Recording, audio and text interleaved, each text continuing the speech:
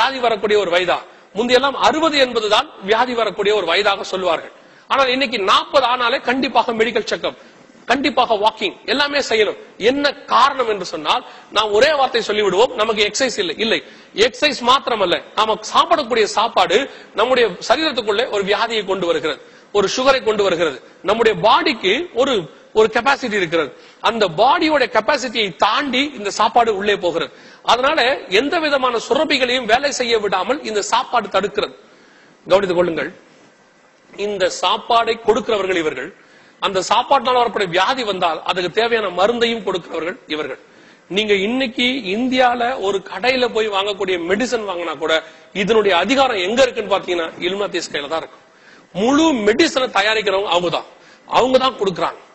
நல்லா கவனிச்சுக்கணும். இன்னும் உங்களுக்கு புரியும்படி சொல்ல வேண்டும் என்றால், எத்தனை வியாதிகள் வருகிறது, எத்தனையோ டெங்கு வருகிறது, எத்தனையோ பறவை காய்ச்சல் வருகிறது, எல்லாமே இந்தியாலையும் ஆப்பிரிக்காலையும் மட்டும் வருகிறது. ஒன்று கூட அமெரிக்கால யூரோப்லயும் வர்றதே கிடையாது. எந்த வியாதியும் அந்த பக்கம் வரதில்லையே. ஏன்? இவர்கள் ஒரு கிருமியை தயாரித்து அதை நம்ம போன்ற நாடுகள்ல செலுத்தி அவர்கள் அதை ஆராய்ச்சி பண்ணுகிறார்கள், மக்கள் தொகையை குறைக்கிறார்கள். கடைசியாக என்ன செய்யறாங்க? அதுக்கு அவங்களே ஒரு மருந்து கண்டுபிடிக்கிறாங்க, கொடுத்து நம்ம கிட்ட வியாபாரம் பண்றாங்க, நம்ம கிட்ட என்ன செய்யறாங்க? பணத்தை சம்பாதிக்கிறாங்க.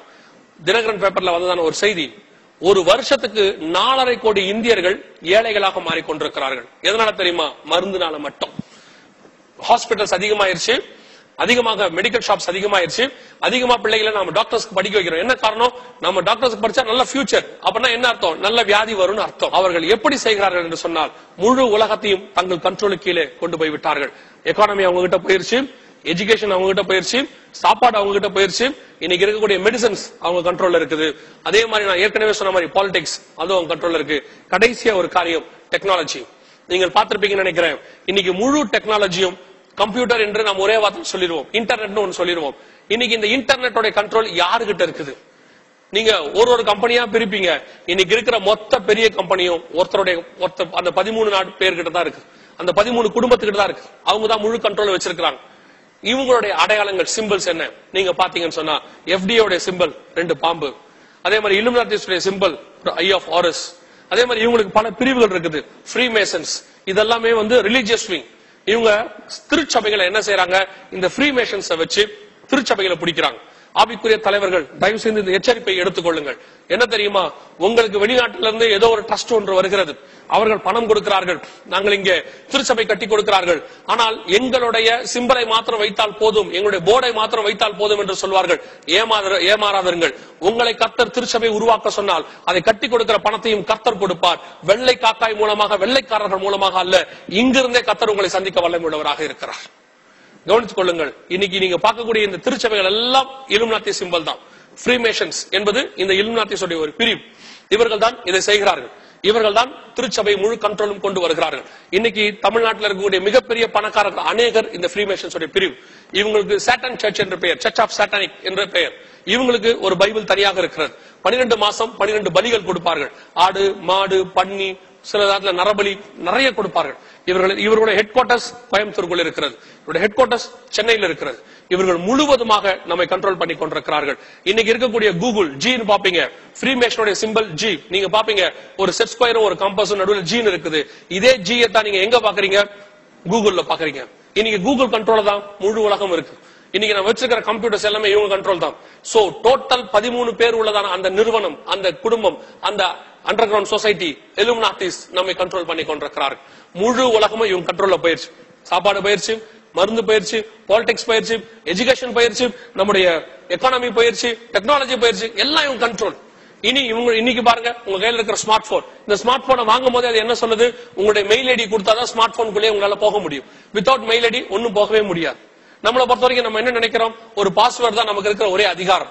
இந்த பாஸ்வேர்டு இருக்கு, அதனால யாரும் உள்ளே போக முடியாது.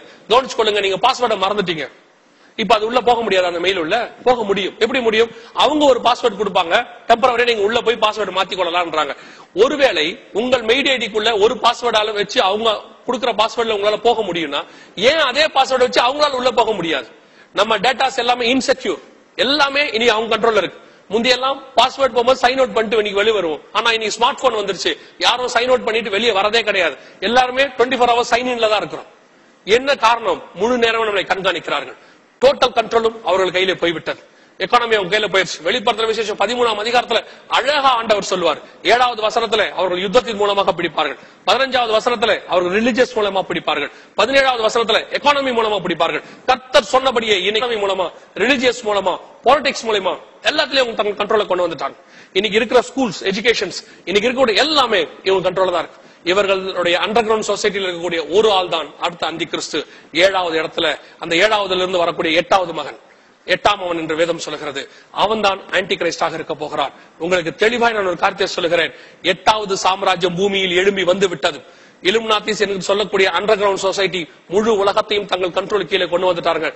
Not only India, Europe, America, China, Australia எல்லாமே இவங்க கண்ட்ரோல தான் இருக்கு. இவங்க ஆட்கள் தாங்க இருக்கிறாங்க. உங்களுக்கு நான் இன்னும் தெளிவாக சொல்ல முடியும், ஆனால் இதை பகிரங்கமாக சொல்ல முடியாது. ஆனால் இதுதான் உண்மை. டோட்டல் கண்ட்ரோலும் அவர்கள் கையில் இருக்கிறது. 8வது சாம்ராஜ்யம் எழும்பி வந்து விட்டது. அதிலிருந்து ஒரு ஆள் உலகத்தை பிடிக்க வேண்டும். 1990களில் திடீரென்று ஒரு நாள் சொன்னார்கள், மைத்ரேயா என்ற ஒருத்தர் வருவார், அவர் முழு உலகத்தையும் ஆளுகை செய்ய போகிறார், அவருக்காக நாங்கள் காத்துக் கொண்டிருக்கிறோம் என்று ஐரோப்பிய ஒன்றியத்தில் அறிவித்தார்கள். ஆனால் மைத்ரேயா வரவில்லை. அவர்கள் ஒரு தலைவருக்காக எதிர்பார்த்து காத்துக் கொண்டிருக்கிறார்கள். 1951 ஹென்ரி ஸ்பார்க் என்பவர் சொன்னார், இந்த அமைப்பு எங்களுக்கு போதுமானது, ஐரோப்பா அமைப்பு எங்களுக்கு போதுமானது, யூரோப்பிய கூட்டமைப்பு எங்களுக்கு போதுமானது, எங்களுக்கு தேவை ஒரு தலைவர், எங்களை ஞானமாய் நடத்தக்கூடிய தலைவர், அவன் தேவனாய் இருந்தாலும் பரவாயில்லை, பிசாசாய் இருந்தாலும் பரவாயில்லை என்றார். இப்பொழுது அவர்களுக்கு ஒரு தலைவர் தேவை.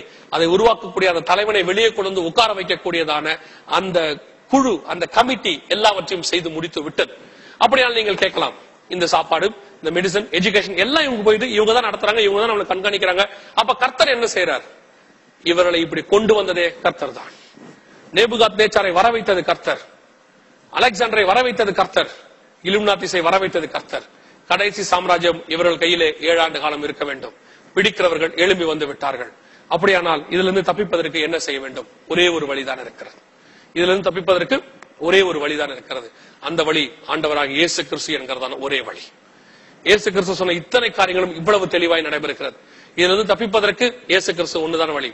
வருக வந்துருச்சு, கைவிடப்பட்டுட்டீங்கன்னா சிலர் போதிக்கிறார்கள், நாங்கள் அந்த காலத்துல ரத்த சாட்சியாய் மரிக்க போகிறோம், அப்படி செய்வோம், இப்படி செய்வோம். கவனித்துக் கொள்ளுங்கள், இவ்வளவு விசாரமாக பரிசுத்த ஆவியானவர், திருச்சபை, வேதாகமம், மெய்ப்பர்கள் இருக்கிற இந்த காலகட்டத்திலேயே நம்மால் ஒழுங்காய் வாழ முடியவில்லை, கைவிடப்படுவோமானால் வருகைக்கு பின்னால் இந்த இலுமினாட்டிஸ் திருச்சபையை ஒழித்து விடுவார்கள். மெய்ப்பர்கள், நல்ல மெய்ப்பர்கள் எல்லாம் வருகையில போய் விடுவார்கள். அதுக்கப்புறம் இருக்கிறவர்கள் கள்ள மெய்ப்பர்கள். அப்புறம் வசனம் சொல்லுகிறது, வசனத்தை கேட்கக்கூடாத காலம் ஒன்று வருகிறது. அப்போ படிப்பதற்கு நல்ல வசனம் இருக்காது. இப்பயே இவங்க என்ன பண்ணிட்டாங்க, இங்கிலீஷ் பைபிள்ல எல்லாத்திலையும் முக்கியமான வசனங்கள் எல்லாத்தையும் எடுத்துட்டாங்க. NKJV இருந்து கூட எடுத்துட்டாங்களாமா, ESV இல்ல. பாதி மனுஷகுமாரன் உலகத்தை ரட்சிக்க வந்தார் என்ற வசனமே எடுக்கப்பட்டாகிவிட்டது. கெட்டு போனதை ரட்சிக்க வந்தார் என்ற வசனம் எடுத்தாச்சு. பல வசனங்கள் நீக்கப்பட்டாகிவிட்டது. வசனத்தை கேட்கக்கூடாத காலம் வரும். வசனத்துக்கு பஞ்சம் உண்டாகிற காலம் வந்துருச்சு.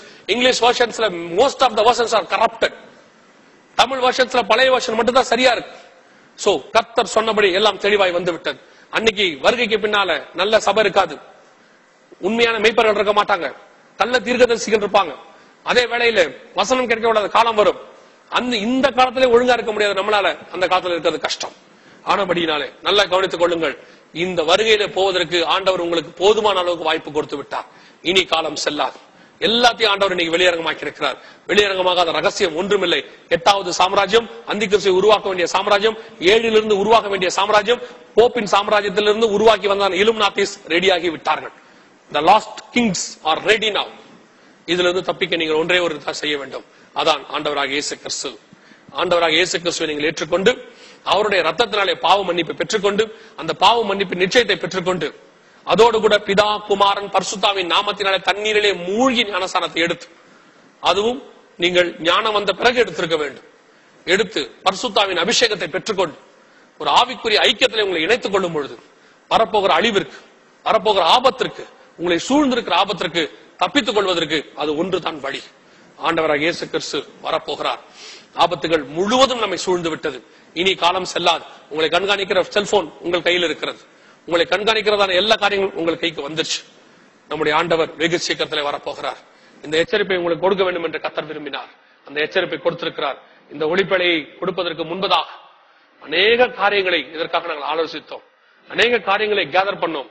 அதை பார்க்கும் போதெல்லாம் எனக்கு தெரிந்த ஒரே ஒரு காரியம், ஒன்னே ஒண்ணுதான், வரப்போகிற அழிவிலே நாமும் நம் குடும்பமும் அட்டிக்கொள்ளவே கூடாது. அதிலிருந்து தப்பிக்கவே முடியாது. தப்பிப்பதற்கு ஒரே ஒரு வழி, இவர்கள் ஆளுகையை தொடங்குவதற்கு முன்பதாக, டோட்டல் கண்ட்ரோலை கையில் எடுப்பதற்கு முன்பதாக, அந்த ஒரு நிமிஷத்திற்கு முன்பதாக நம்மை மீட்கும்படி நம்முடைய ஆண்டவராகிய இயேசு கிறிஸ்து வரப்போகிறார். ஆயத்தமாவோம், அநேகரை ஆயத்தப்படுத்துவோம். நம்முடைய ராஜாவாகிய இயேசு கிறிஸ்து வருவார். ஒரு சின்ன ஜெபத்தை செய்து நான் இந்த 2வது பகுதியை முடிக்க விரும்புகிறேன். சர்வ வல்லமையுள்ள ஆண்டவரே, இந்த செய்தியை பார்த்து கொண்டிருக்கிற, இந்த செய்தியை கேட்டுக் கொண்டிருக்கிற ஆண்டவரே, இருதயத்துல நானும் என் வீட்டாரும் தப்பிக்க வேண்டும், வரப்போகிற உபத்திரவத்துக்கு தப்பிக்க வேண்டும், இந்த ஆபத்தானவர்கள் கையிலிருந்து நாங்கள் மீட்கப்பட வேண்டும் என்று ஜெபித்துக் கொண்டிருக்கிற ஒவ்வொருத்தருக்காக நாங்கள் ஜெபிக்கிறோம். அப்பா, எங்க சாப்பாடு அவங்க கையில போயிருச்சு, எங்க மெடிசன் போயிருச்சு, எங்களுடைய எக்கானமி, எஜுகேஷன், டெக்னாலஜி எல்லாம் அவங்க கையில போயிருச்சு, முழுசா அவங்க கண்ட்ரோல்ல இருக்கு. ஆனா அவங்க உங்க கண்ட்ரோல்ல இருக்கிறாங்க ஆண்டவரே. அவங்களை நீங்க கண்ட்ரோல் பண்ண முடியும். பூமியின் ராஜாக்கள் ஏகமாய் கூடிய ஆலோசனை பண்ணினாலும் பரலோகத்தின் தேவன் அதை கண்டு நகைப்பார் என்று வேதத்துல வாசிக்கிறோமே. எங்கள் தேவன் எங்களை மீட்க வல்லமை உள்ளவர். தகப்பனே, நீர் வரும்போது நீங்கள் முன்குறித்த, உம்மால் தெரிந்து கொள்ளப்பட்ட, அழைக்கப்பட்ட, நீதிமான்களாக்கப்பட்ட நாங்கள் அனைவரும் உடைய வருகையில பங்கடைய கிருபை பாராட்டும். இது எங்கெங்கெல்லாம் இந்த செய்தி கேட்கப்படுகிறதோ இந்த வீடுகள் எல்லாம் உம்மால் மீட்கப்படட்டும். ஒருத்தர் கூட கைவிடப்பட்ட கூட்டத்தில் இருக்கக்கூடாது. ஒருத்தர் கூட ஆபத்தானவர்கள் கையில மாட்டிக்கொள்ளக்கூடாது. கர்த்தர் பாதுகாத்துக் கொள்வீராக. ஆசீர்வதியும். எங்கள் ஆண்டவர் இயேசுவின் நாமத்தினாலே ஒப்புக் கொடுத்து ஜெபிக்கிறோம் எங்கள் ஜீவனுள்ள நல்ல பிதாவே. ஆம்.